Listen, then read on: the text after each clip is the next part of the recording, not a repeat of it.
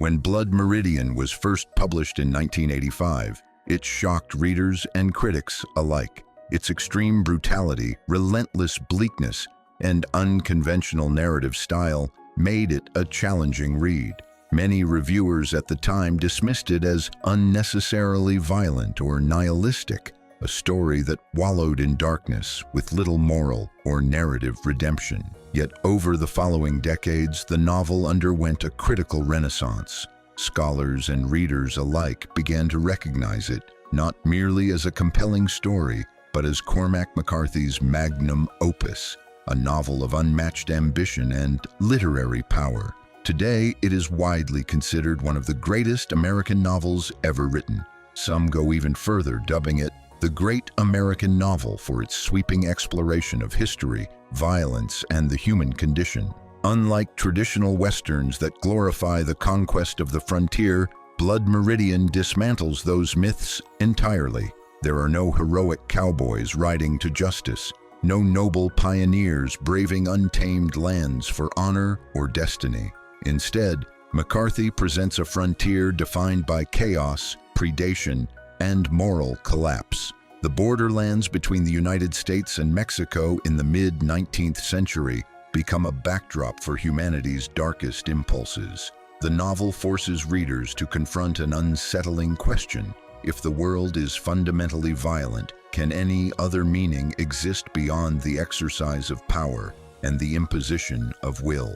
McCarthy's prose, lyrical yet uncompromising, leaves no room for comfort. Even moments of natural beauty or camaraderie are tinged with foreboding. Historical foundations. Though deeply philosophical, Blood Meridian is anchored in historical reality.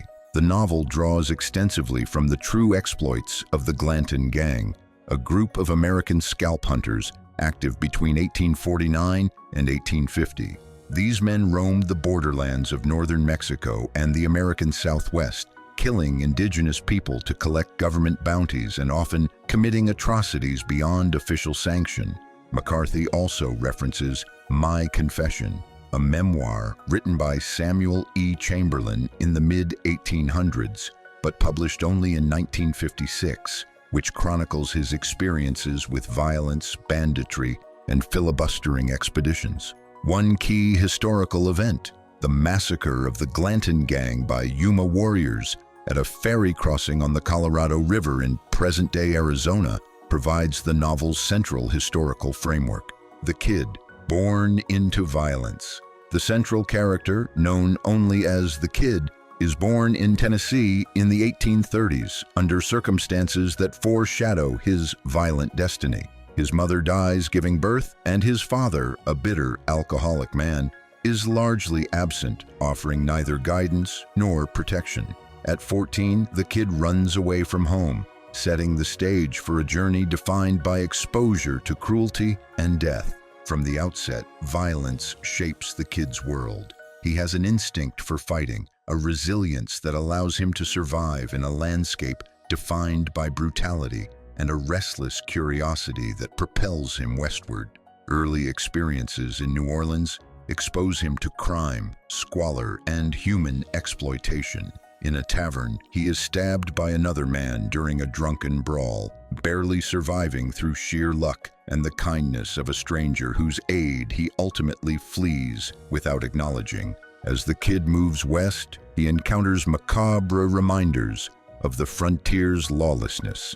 Bodies hanging from trees, abandoned settlements, and unpunished murder. Innocence is stripped away incrementally, and he learns that survival often requires adapting to violence rather than resisting it. Yet McCarthy presents the kid as morally distinct. He does not seek violence gratuitously. Rather, he navigates a world in which brutality is the norm, highlighting the tension between human instinct, ethical hesitation, and the harsh realities of the borderlands. First encounter with Judge Holden. In 1849, the kid arrives in Nacogdoches, Texas, where he meets Judge Holden for the first time. Holden is immediately otherworldly, nearly 7 feet tall, completely hairless, unnaturally pale, and physically intimidating. He speaks with eloquence, demonstrates encyclopedic knowledge, and exerts a subtle but undeniable control over those around him. At a local revival meeting, Holden confronts Reverend Green, falsely accusing him of heinous crimes and inciting the crowd to riot. The preacher flees as the townspeople erupt into violence, and the kid witnesses the judge's capacity to manipulate truth and bend human behavior without lifting a hand. Holden is a force that transcends ordinary human morality, a character who embodies both intellectual brilliance and limitless cruelty. This encounter foreshadows the complex and terrifying philosophical influence he will wield over the kid and the other characters throughout the novel. Violence as Bond, Toadvine, and the Road West. The kid soon crosses paths with Lester Ballard Toadvine, a rough outlaw marked by scars and missing ears, a man whose very presence exudes danger. After a violent confrontation, the two men form a tentative alliance, bound by their capacity for violence and mutual distrust. In an early display of reckless power, they burn down a hotel simply because they can, an act that defines much of the novel's moral landscape. Power, fear, and domination often exist without purpose beyond themselves. Alone once more, the kid navigates the harsh Texas plains, scavenging for food and shelter.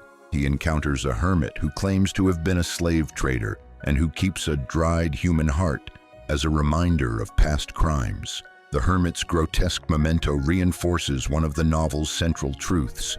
Guilt and conscience exist, but they rarely prevent cruelty. Survival demands adaptation, but morality is fragile and easily eroded in a world governed by violence. Captain White and the Filibuster Disaster. In San Antonio, the kid is recruited by Captain White for a filibustering expedition into Mexico, framed as an opportunity for glory, wealth, and conquest. White presents the campaign as an adventure and a chance for Americans to impose order, yet it quickly degenerates into a nightmare. Disease, hunger, and fatigue devastate the men, leaving them vulnerable to the harsh desert and its dangers. The expedition's turning point is a sudden, brutal ambush by Comanche warriors. Horses scream, men die in horrific ways, and blood turns the sand crimson. The kid escapes alongside a wounded man named Sproul, only to watch him perish painfully from infection and exhaustion. Captured by Mexican soldiers, the kid is paraded through a town where Captain White's severed head is displayed in a jar, a stark symbol of the expedition's catastrophic failure. Prison and the birth of the Glanton Gang. In Chihuahua City, the kid is imprisoned, where he reunites with Toadvine and encounters John Joel Glanton, leader of a notorious band of scalp hunters. Alongside Judge Holden, the gang has contracted with the local government to kill Apache people for bounties. Villagers hail them as heroes, a grim inversion of morality in which murder and terror are rewarded. The kid joins the Glanton Gang, embarking on a journey of widespread atrocity. The Glanton Gang, a traveling apocalypse. The gang is a collection of deeply unsettling figures. Judge Holden, both philosopher and executioner, charismatic and terrifying. Black Jackson and White Jackson, whose personal hatred ends in lethal conflict. Bathcat, a Welshman and former convict, proud of his brutal past. David Brown, who wears a necklace of human ears. Tobin, an ex-priest, haunted and conflicted. James Robert Bell, the idiot, a childlike figure exploited by others. Together they carve a path of destruction across northern Mexico and the American Southwest. Villages are destroyed, civilians killed indiscriminately, and scalps harvested from men, women, and children alike. Holden thrives in this environment, meticulously documenting plants, animals, and artifacts, then destroying the originals, asserting a terrifying claim over reality itself. Judge Holden's philosophy. Holden's philosophy is uncompromising and horrifying. War is sacred. It is God. Violence is humanity's truest expression. Moral systems are illusions. Power is the only law. Domination is the only source of meaning. He interprets existence as a cosmic contest, and only those willing to impose their will deserve to survive. His eloquence and intelligence lend terrifying weight to his arguments, and he exerts psychological control over those around him with subtle precision. The kid's resistance. Despite participating in the gang's violence, the kid begins to hesitate. He refuses to execute the wounded, resists Holden's attempts to draw him into philosophical agreement, and gradually asserts a fragile moral agency. This resistance is significant. Holden cannot abide dissent. By rejecting the judge's worldview, the kid places himself in a precarious position, one that ensures the final confrontation is as psychological as it is physical. The Yuma Massacre. At a ferry crossing on the Colorado River, Glanton exploits travelers for profit. The Yuma warriors launch a devastating attack, annihilating Glanton's gang. Judge Holden escapes seemingly immortal, while the kid survives, bearing witness to yet another eruption of unrestrained violence. The Desert Chase. Holden pursues the kid and Tobin across the desert, offering money, weapons, and bargains to bind them spiritually. The kid refuses every offer, maintaining his moral autonomy. At one point, Holden shoots at the kid's reflection in water, symbolically attacking his identity rather than his flesh. Tobin is wounded, and the kid is eventually jailed, where Holden accuses him of betrayal, not of the gang, but of the sanctity of war itself. Years later, the man. Decades pass. The kid matures into the man, wandering the frontier alone. He retains the capacity for violence but is haunted by moral unease. His search for meaning beyond brutality proves futile. Encounters with the remnants of humanity, like the dead old woman, symbolize his inability to find redemption or solace outside the judge's worldview. Fort Griffin and the final meeting. In his mid-30s, the man arrives at Fort Griffin, a town of vice, gambling, and lawlessness. He hesitates before entering a saloon, a liminal space between the light of civilization and the darkness of his past. Inside, he confronts Judge Holden, who is unchanged, smiling, dancing, proclaiming he will never die. Holden claims that all men seek to escape emptiness and that war is the only true answer. They proceed to an outhouse. What occurs next is left entirely to the imagination. Witnesses recoil in horror, and the door closes, signaling the conclusion of the kid's journey. Interpreting the ending. The ending of Blood Meridian has sparked debate, analysis, and speculation among readers and scholars for decades. It is deliberately ambiguous, leaving the ultimate fate of the kid, now the man, shrouded in mystery. McCarthy offers no definitive answers, and that lack of closure is exactly the point. Several questions dominate discussions about the ending. Was the kid murdered in the outhouse encounter with Judge Holden?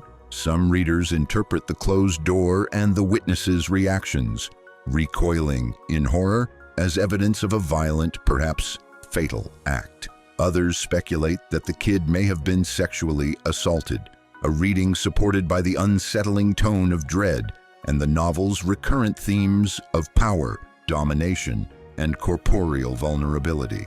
Whatever the physical outcome, the most crucial point is not whether the kid survives or dies, but that his moral and spiritual integrity has been irrevocably challenged. Throughout the novel, the kid has resisted the complete embrace of violence, showing compassion even amid brutality. However, by the time of the final encounter, it is clear that Holden's worldview has overshadowed him. Holden's philosophy that war is God, that domination is the essence of existence, and that morality is subordinate to power, has triumphed not by brute force alone, but by intellectual and spiritual persuasion. In this sense, Holden's victory is less about what he physically does to the kid and more about what he represents. He embodies the eternal and inescapable presence of violence in human existence.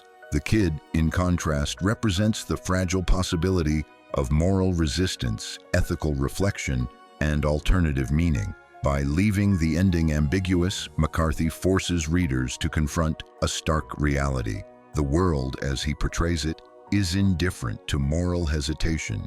Even those who strive to act with conscience are swept into the currents of violence and domination. In short, the ending of Blood Meridian is a meditation on power, ethics, and the human condition.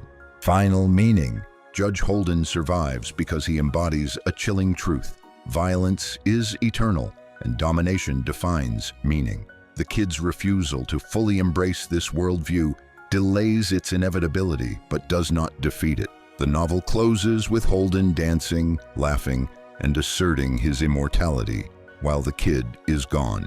Blood Meridian offers no redemption, no comforting myth, and no clear moral resolution. It presents humanity stripped to its core, asking, if war defines meaning, can gentler truths survive? McCarthy does not answer. He simply allows Judge Holden to dance, unstoppable and eternal.